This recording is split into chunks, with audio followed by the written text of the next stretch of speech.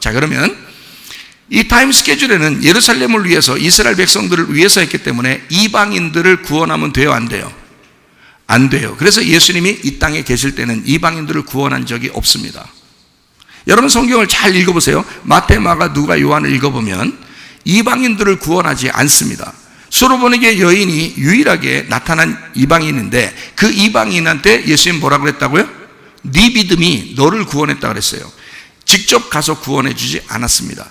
이해가 돼요? 이렇게 철저하게 예수님은 이 다니엘서 9장을 지킨 겁니다. 참 희한하죠. 예수님도 이 성경 말씀을 우습게 알지 않는 거예요. 이 성경 말씀대로 오셨기 때문에 아버지의 뜻을 이 땅에서 이루는 것이, 이 성경 말씀을 자기가 메시아로서 하나님의 말씀을 이루시는 거예요. 완성하는 거란 말이에요. 3년 반 동안 이스라엘과 예루살렘을 위해서 일하셨다. 자, 이해가 되겠죠, 거기까지? 그러면 나머지 3년 반이 남았죠. 나머지 3년 반은 이제 어떻게 되느냐? 예수님이 부활 승천하시면 뭐가 오냐면요, 오순절날 성령 충만이 임합니다. 오순절날 성령 충만이 임하면 바로 이 사람들이 그때 3,000명이 구원받고 교회가 세워지죠. 그 교회는 이방인 교회예요, 유대인 교회예요? 예루살렘에서 유대인 교회예요. 각 나라에 있었던, 이방에 살고 있었던 유대인들이 오순절을, 축제를 지키기 위해서 예루살렘에 모여들었는데 그 모여들은 사람들이 복음을 받았어요. 베드로한테서 설교를 들었어요. 그리고 제자들이 방언하고 또 뭐 이렇게 하나님의 그 놀라운 역사가 일어나는 사건을 보았어요. 예루살렘에 와가지고. 그리고 거기서 구원을 받고, 그게 사도행전 2장입니다. 사도행전 2장에 이제 그 사람들이 놀라운 성령의 충만을 받고서 이 사람들이 세운 게 교회예요. 3,000명 교회입니다. 3,000명 교회를 세웠어요. 그리고 난 다음에 이 사람들이 곧바로 이방으로 전도하러 다 갔나요? 아니죠. 이방으로 전도하러 안 갔어요. 왜요? 그때까지만 해도 이 사람들은 무슨 생각했을까? 유대인들만 구원받는다고 생각했어요.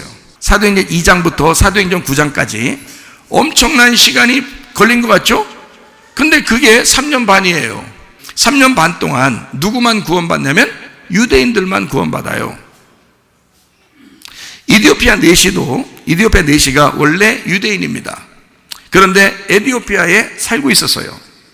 그리고 이 사람이 오순절날 성령 충만을 받으러 왔었던 거거든요. 이 사람은 유월절, 오순절, 장막절 이렇게 지키러 오거든요. 절기를 지키러 오는 거거든요. 왜냐하면 흩어져 있는 유대인들은 3번을 자기 나라에 와서 절기를 지켜야 돼요. 그게 출애굽기 23장에 나와 있다고요. 모든 남자는 각 나라에 있더라도 예루살렘에 모여서 3번을 하나님 앞에 모여 예배해야 된다. 이렇게 절기를 지키라고 돼 있어요. 그게 유월절, 오순절, 그 다음에 장막절 이렇게 3번을 지키게 돼 있어요. 그러니까 에티오피아 내시는 그 절기 중에 하나를 지키러 왔겠죠. 왔다가 가는데 누굴 만난 거예요? 빌립을 만난 거예요. 빌립 집사님을 만났어요. 그래서 이 빌립 집사가 설명을 한 거예요. 이사야를 놓고 읽고 있는 이디오피아 내시에게 복음을 설명해요. 그가 예수님이다 라고 설명을 한 거예요.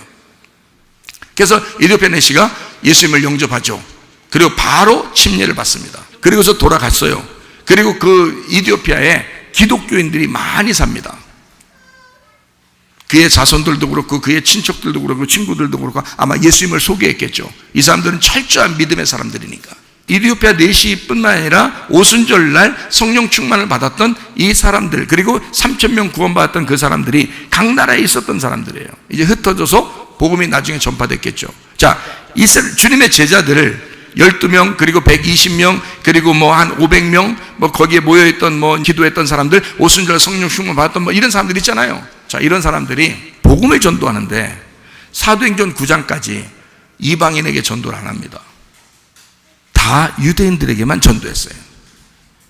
그럼 언제부터 이방인에게 전도가 시작되냐? 사도행전 10장에 고넬료가 구원받은 게 첫 번째 이방인 구원받은 거예요.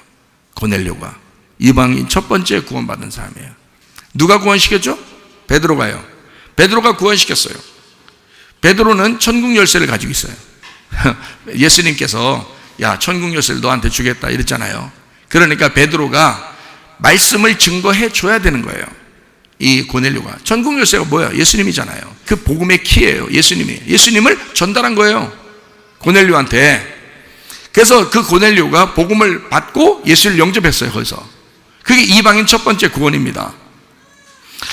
자, 그때부터 누가 나타나요? 이제 사도행전 11장부터 누가 나타나요? 바울이 나타나는 거예요. 사울이라는 바울이 나타나는 거예요. 여러분, 바울이 그 전에 막 나타나는 게 아니에요. 그 전에는 뭐가 있었냐면 스데반을 죽일 때 나타나요. 사도 바울이라는, 사울이라는 바울이 스데반을 죽일 때 나타나요. 스데반을 죽이고 난 다음에 그리고 또 여러 사람을 죽이러 가다가 예수님을 만난 거예요. 예수님 만났다고 그날부터 다른 사람 이방인들 잡아다가 전도했을까요? 아니에요. 바울도 역시 그냥 예수님 만나고 난 다음에 기다리고 있었어요. 하나님의 명령을 기다리고 있었어요. 그 시간에. 언제까지? 유대인의 시간이 끝날 때까지. 그게 유대인의 시간이 끝나는 때가 고넬료가 구원받는 때란 말이에요. 그럼 그때부터 이제 누가 등장을 해야 돼?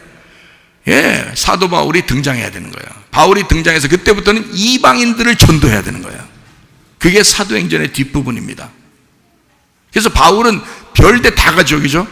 예, 이 나라도 가고 저 나라도 가고 로마도 가서 거기 있고요. 로마 황제까지 가서 바울이 전도합니다. 물론 예수님을 영접한 건 아닐 수도 있어요. 그렇지만 전도하는 것까지 다 가요. 뭐 총독이든지 뭐 황제든지 상관없어요.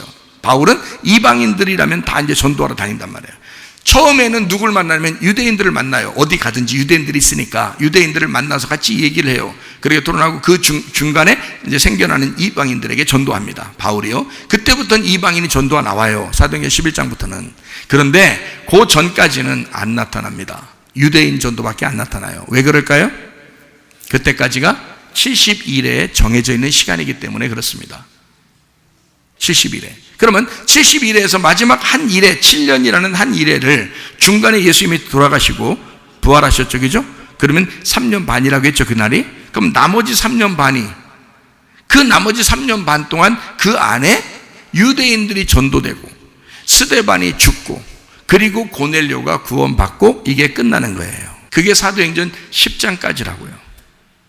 그러니까 성경은 정확하게 시간을 정해놓고 이 일을 하고 있었던 겁니다. 자, 하나님의 타임 스케줄이라는 것은요, 주먹구구식으로 이렇게 하지 않는다는 거예요. 하나님에게서는 정확한 어떤 시점이라는 게 있는 거예요.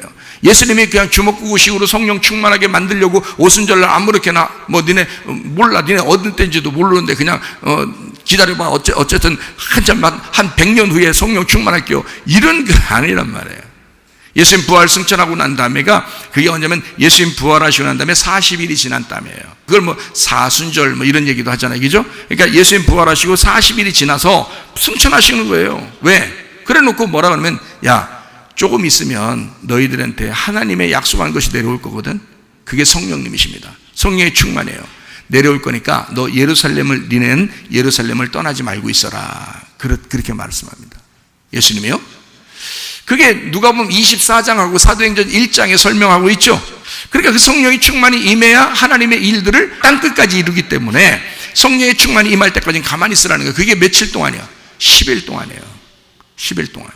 그 10일 동안 머물러 있어야 되는 거예요, 거기에. 그럼 그렇게 해야지. 한 100년은 머물러 있어라 그러면 충만하게 돼. 그렇게 말 안 한다고. 왜냐하면 예수님은 그 타임 스케줄을 정확하게 알아요. 그러니까 언제쯤 성령 충만이 임하고 그것도 오순절날 임해야 된다는 걸 알아요.